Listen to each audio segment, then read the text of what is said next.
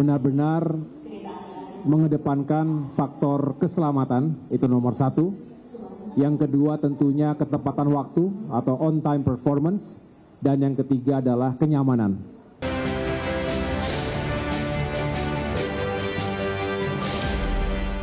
Pemirsa, jelang puncak libur Natal dan Tahun Baru 2026, Menko Bidang Infrastruktur dan Pembangunan Kewilayahan Agus Harimurti Yudhoyono meninjau kesiapan Stasiun Gambir. AHY menegaskan seluruh infrastruktur kereta api dalam kondisi siap beroperasi.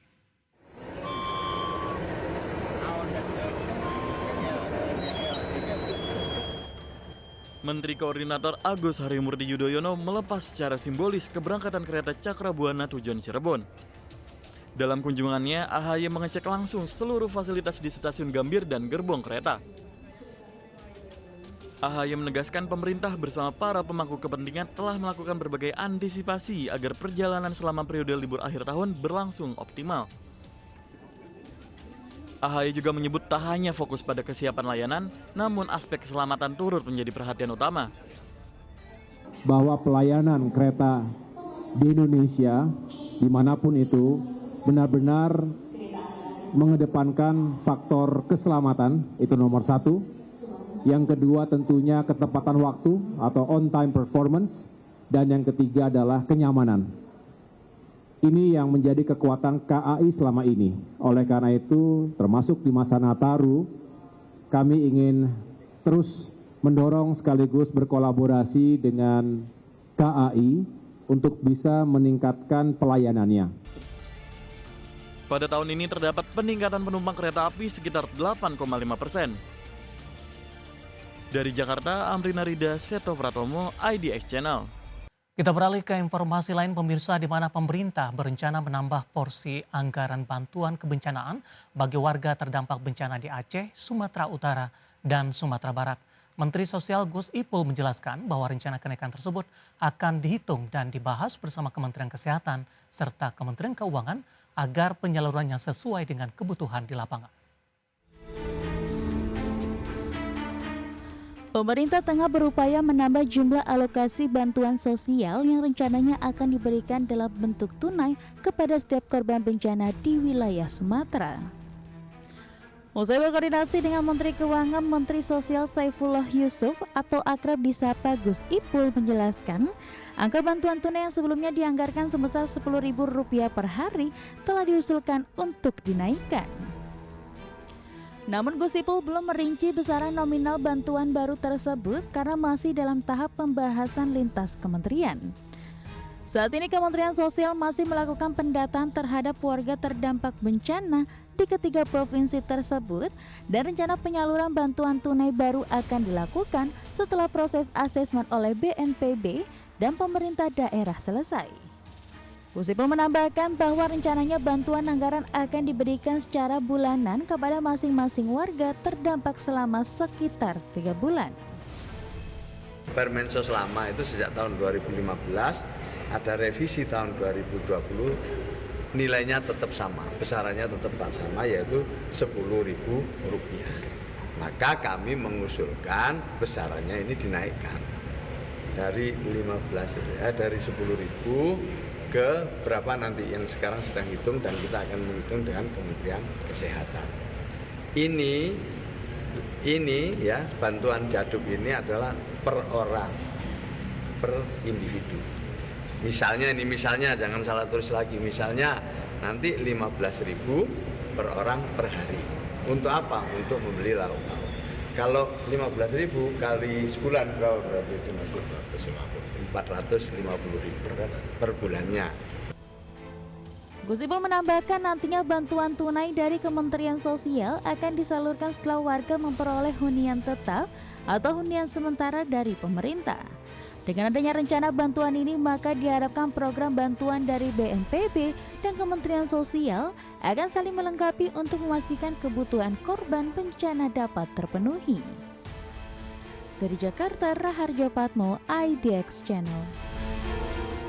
Sementara itu, Badan Nasional Penanggulangan Bencana mencatat hingga Selasa 23 Desember 2025, total 1.112 orang meninggal dunia akibat bencana banjir dan longsor di wilayah Aceh, Sumatera Utara, dan Sumatera Barat. juga mencatatkan 176 orang masih dinyatakan hilang. Jumlah korban meninggal dunia akibat bencana banjir dan longsor di wilayah Aceh, Sumatera Utara, dan Sumatera Barat terus bertambah.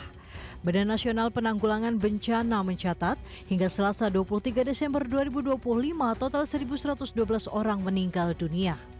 Kepala Pusat Data Informasi dan Komunikasi Kebencanaan BNPB Abdul Muhari mengatakan jumlah tersebut meningkat 6 jiwa dari sebelumnya. BNPB juga mencatat 176 orang masih dinyatakan hilang. Mereka hingga kini masih dalam pencarian tim SAR gabungan. Sedangkan jumlah warga yang mengungsi akibat banjir bandang dan tanah longsor sekitar 498.447 jiwa. BNPB pun memastikan akan menjamin kebutuhan sandang dan pangan ratusan ribu pengungsi tersebut. Saat ini pemerintah bersama BNPB dan semua pihak terus fokus pada penanganan pasca bencana, mencakup pencarian korban, distribusi bantuan logistik, pemulihan akses jalan dan komunikasi, serta pemulihan infrastruktur dasar seperti listrik dan BBM di wilayah terdampak.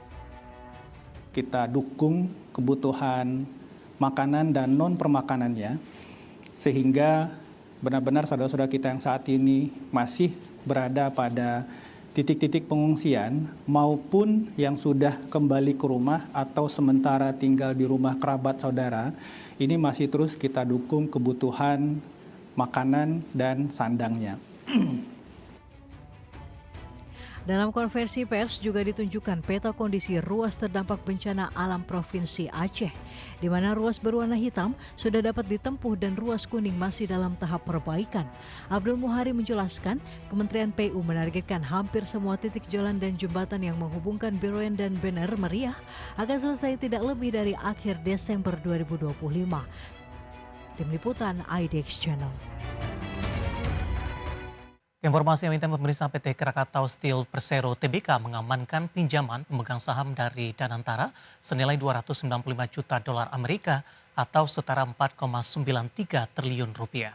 Di mana dana tersebut digunakan untuk menjaga keberlangsungan usaha sekaligus mendukung pemulihan bisnis pajak di tengah proses restrukturisasi keuangan. PT Krakatau Steel Persero Tbk resmi menerima shareholder loan dari Danantara senilai 4,93 triliun rupiah. Pinjaman ini dikukuhkan melalui perjanjian yang ditandatangani pada 19 Desember 2025 dan dilaporkan ke Bursa Efek Indonesia.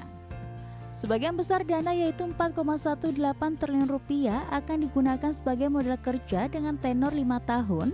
Sisa dana sebesar 753 miliar rupiah berjangka 6 tahun dialokasikan untuk program pensiun dini karyawan dan menyehatkan dana pensiun. Modal kerja tersebut digunakan untuk pembelian bahan baku pabrik hot strip mill cold roll coil dan pabrik pipa. Dana ini dinilai krusial mengingat Kras masih menghadapi kendala operasional meskipun telah melakukan restrukturisasi pada 2019 dan 2024. Selain mendukung operasional, Kras juga menjalankan program efisiensi melalui Golden Handshake dan Lump Sum Window. Langkah ini dilakukan untuk menyehatkan dana pensiun sekaligus menekan beban keuangan perseroan dalam jangka panjang.